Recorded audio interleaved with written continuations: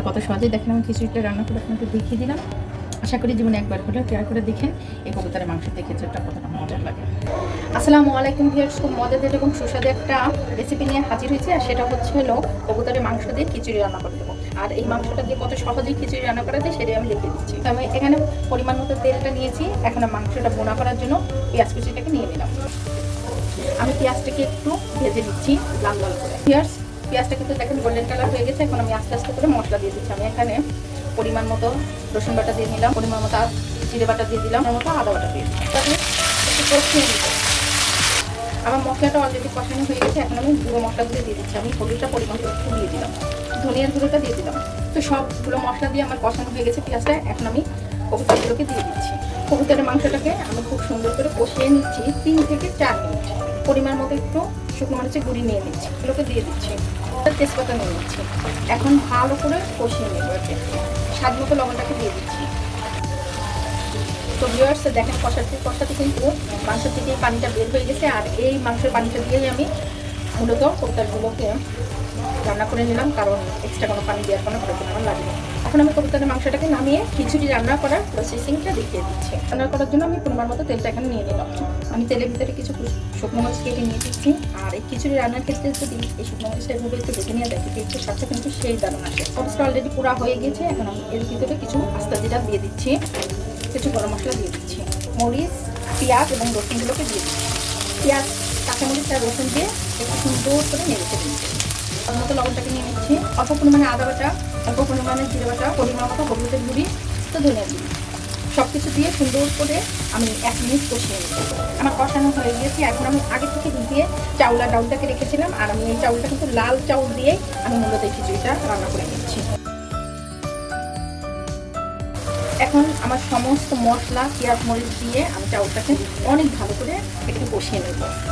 আর চাউলটা যত সুন্দর কষানো হবে খিচুড়িটা খেতে কিন্তু সেই একটা দারুণ লাগবে। তো ভিউয়ার্স দেখেন চাউলগুলো কষাতে কষাতে কত সুন্দর জুসি হয়ে গেছে। এখন আমি এর ভিতরে পানি অ্যাড করে দিচ্ছি। তো ভিউয়ার্স এখানে একটু বেশি পানি দেবো, কারণ এই লাল চাউলটা সেদ্ধ হতে বেশ টাইম লাগে। তো সেক্ষেত্রে পানির পরিমাণটা আমার একটু বেশিই লাগবে। তো আমি যতটুকু পরিমাণে পানি দিয়েছি এটি আমার খিচুড়িটা পারফেক্ট হয়ে যাবে।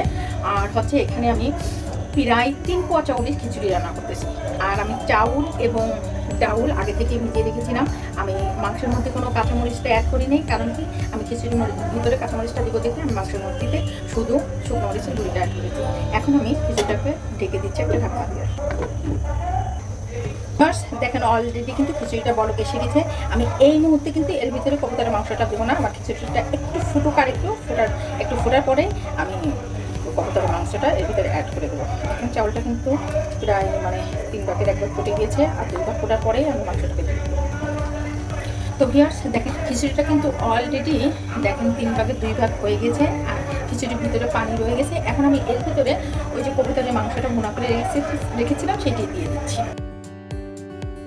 এই পর্যায়ে খুব সুন্দর করে উল্টিয়ে পাল্টিয়ে নেড়ে দেবো, যাতে করে খিচুড়ির সঙ্গে আমার মাংসটা খুব সুন্দর মিক্সড হয়ে যায়। তো ভিউয়ার্স আপনারা চাইলে একটু পানি বেশি থাকাকালীনও কিন্তু মাংসটা দিয়ে দিতে পারেন। আর যেহেতু কবুতরের মাংস তো চুলায় দিয়ে সাথে সিদ্ধ হয়ে যায়, যেহেতু বাচ্চা কবুতর।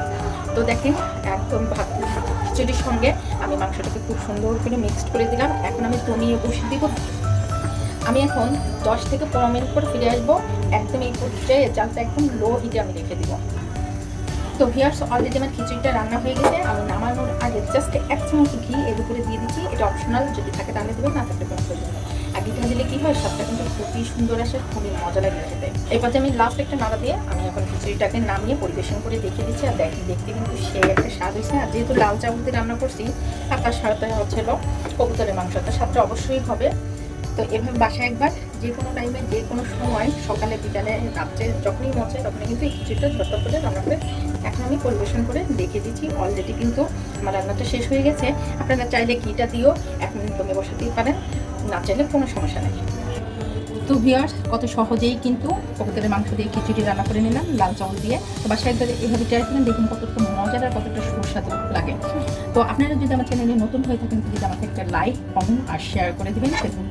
ফেসবুক থেকে দেখে থাকলে অবশ্যই একটা ফলো এবং লাইক দিয়ে দেবেন, তাতে করে আমার রেসিপিগুলো আপনাদের কাছে খুব দ্রুত পৌঁছে যায়। আর এখন যদি আমার চ্যানেলটা সাবস্ক্রাইব করে না থাকেন তাহলে অবশ্যই একটু সাবস্ক্রাইব করে আমার পাশে থাকবেন। তা কত সহজেই দেখেন আমি খিচুড়িটা রান্না করে আপনাদের দেখিয়ে দিলাম। আশা করি জীবনে একবার হলেও ট্রাই করে দেখেন এই কবুতরের মাংস দিয়ে খিচুড়িটা কতটা মজার লাগে। আর সাথে যদি এইভাবে একটু শসা থাকে তাহলে তো আর বলার অপেক্ষাই রাখে না। এই পর্যন্ত সবাই ভালো থাকবেন, সুস্থ থাকবেন, নতুন কোনো রেসিপি নিয়ে আবার সামনে হাজির হবো। আল্লাহ হাফেজ।